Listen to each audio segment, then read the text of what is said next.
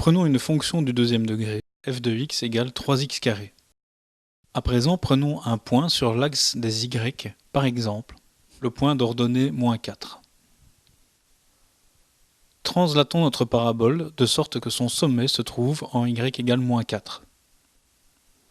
Dessinons cette nouvelle parabole en orange. Il s'agit donc de la même parabole que celle de départ, translatée de 4 unités vers le bas.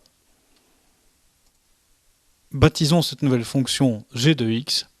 Notre question est de connaître l'expression de g de x. Nous connaissons l'expression de la première parabole, y égale 3x carré. Nous savons qu'en ce qui concerne la parabole orange, les y ont été diminués de 4 unités.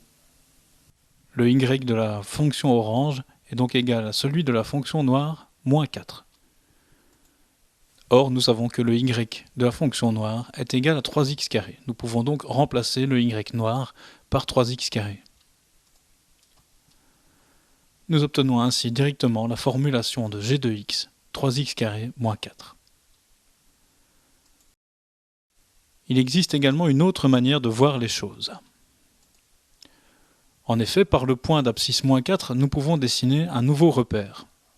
Le point d'ordonnée -4 en est l'origine.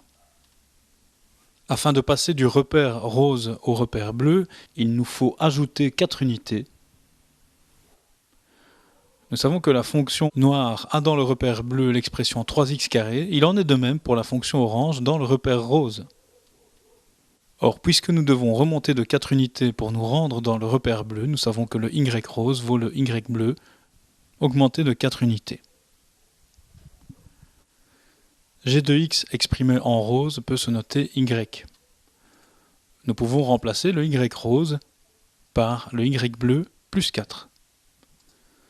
En isolant le y bleu, nous obtenons ainsi l'expression de la fonction g dans le repère bleu. g de x est égal à 3x carré moins 4. Si nous prenons une nouvelle fonction qui se situera cette fois au-dessus de la fonction de départ, translatons par exemple notre parabole de départ de 2 unités vers le haut et baptisons cette nouvelle fonction h de x, nous savons que son expression sera 3x carré plus 2.